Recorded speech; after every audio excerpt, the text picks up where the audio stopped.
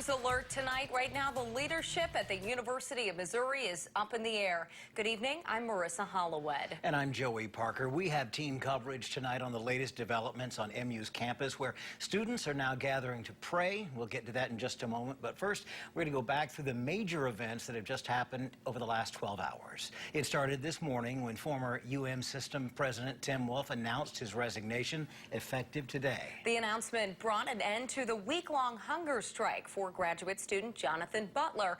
And just hours ago, Chancellor Bowen Lofton announced he will be changing positions starting in January. For several weeks now, some black students have criticized Wolf for his lack of action in response to racial issues on campus. The group Concerned Student 1950 released a letter with 9 demands. The first being Wolf give an apology and be removed from the position as System president. ABC 17's Jillian Fertig joins us now from the Carnahan Quad on MU's campus. And Jillian, students say this is just the beginning. That's right, Joey. And right now, that group Concerned Student 1950, they've gathered for prayer behind me right now. And like you say, there are 9 demands that were outlined in that list. The first being Tim Wolf apologize and acknowledge his white privilege and then be removed from office. Now, students here say tonight they're not talking to local media, but let me break down the demands in that list. We want change, we want progression, we want inclusivity. We deserve to be in institutions that not only recognize our black and brown existence, but also campuses where our existence is not up for debate. The group Concerned Student 1950 has been working on that change over the last several weeks. Although System President Tim Wolf resigned today, the list of demands from the group has not been completed.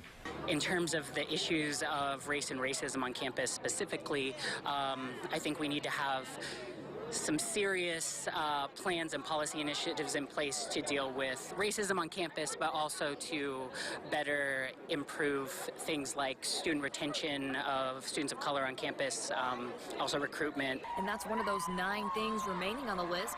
The group also demands the University of Missouri create and enforce comprehensive racial awareness and inclusion curriculum in all campus departments.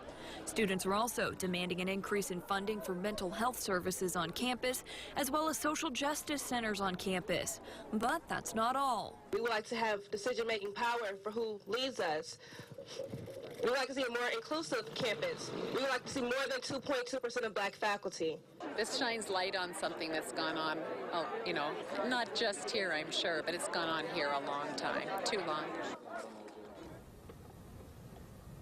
Again, the group has just gathered for a prayer here on the quad within the last few minutes. But right now, my co-anchor Daniel Wynn, he's joining me. He's also been on campus tonight talking with faculty. And Daniel, some of the faculty, they've expressed to you that they've been unhappy with Chancellor Lofton for some time now. They have. They tell me this time last week they would have thought it would be Chancellor Bowen Lofton who would be resigning before President Tim Wolf would be resigning. Tonight, they are both going to be out of their jobs. Bowen Lofton come January 1st.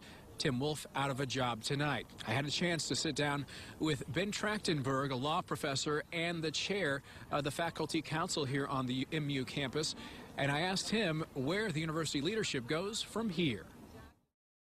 Well, I think the curators have a big job because they have to find 2 very good people for 2 very important jobs. Law professor Ben Trachtenberg is the chair of the Faculty Council on University Policy. After today's resignation announcements from President Tim Wolf and Chancellor Bowen Lofton, he believes the faculty are optimistic. He tells me he's confident the Board of Curators will find the right people for the 2 top jobs if they do the right consultation. They need to talk to the faculty, to the staff, to the administrators, to the students, and other people who are at this university day to day. Trachtenberg tells me the faculty are looking for someone who can work with many different people on many different issues at one time. I asked him if the faculty has faith in the Board of Curators to find the right leader. Well, I think, to be honest, the faculty don't think about the curators much on a day-to-day basis. Most of the faculty don't have any occasion to meet the curators. I think those of us who have some amount of faculty leadership experience will see them occasionally, but even those of us don't meet them that often. I have a positive attitude toward them because I've met some of them. And he tells me the bottom line, first and foremost for the school, is getting back to the business of being a school. We need to focus on research, we need to focus on teaching, we need to focus on outreach, we have to focus on dealing with some of the hot issues that have come up in the past week. So tonight here on the University of Missouri campus, the university does have an interim chancellor. However, the entire MU system does not have an interim president. MU Chancellor Bowen Lofton will be resigning effective January 1st. Reporting live in Columbia, Daniel Wynn, ABC 17 News. And we have some new information tonight. The Missouri Student Association's Board of Elections Commission says due to the current climate on campus, the board has pushed back the fall elections. Our cameras were there throughout the day following all of today's events as they occurred. Here's a timeline of the changes at Mizzou today. I'm resigning as president of the University of Missouri system. Just after 10 this morning, Tim Wolf steps down as UM system president. My motivation in making this decision comes from love. The Board of Curators then went into a special executive session to discuss personnel matters. Disgusting and vile that we find ourselves in the place that we do. On day 8, this man, Jonathan Butler, concludes his hunger strike. He said he would eat again once Wolf is no longer president. My players deeply cared about this guy, and he was dying, and will you support me, Coach? And that's what I did. The Mizzou football team will resume regular practice and play after the team's black players announced they would not participate in Mizzou athletics. It's important in everybody's eyes on our team. It's just a great feeling. Just before 5 o'clock, the Curators end their session, and Chancellor Lofton announces he will be moved to a new role in research at MU. So it'll be my role, in part anyway, beginning January 1 of next year. Hank Foley is named interim chancellor, but the university is still searching for an interim president.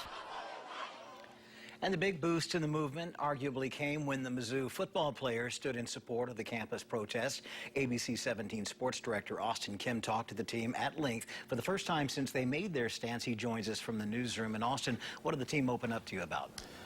Well, today, Joey, Gary Pinkel and Mac Rhodes expressed their concern for their student athletes, for their athletes, and they expressed their passion for the campus protest. Now, Pinkel spent time talking about how much they wanted to stand by his players and said he would do it all over again. Mac Rhodes echoed those sentiments as well, but he also said the boycott can be a learning experience for student athletes as well as administrators. Now, we were also able to talk to the players as well on campus, and they said they were satisfied with Tim Wolf's resignation as UM system president, and they said this will be a day they will not forget. We were very, very happy. We just wanted Jonathan Butler to eat, and he wouldn't eat unless Tim Wolf was gone. And he was on. Just definitely it's going to be a week at the top 5. You know what I mean? It's something legendary. You know what I mean? You don't forget about things like this. So definitely it was being one of my top 5 moments. And like I said, it was a trek to track down these players, and they were very respectful to those around them, including reporters, but the same cannot be said for their fellow protesters. They made it very difficult to get to the athletes, and ABC 17's Andrew Coffin will share his story from the campsite later on in sports. Reporting live in the newsroom, Austin Kim, ABC 17 News. It's a story to see. Thank you, Austin. You can find our complete coverage of all today's developments at MU on our website, abc17news.com.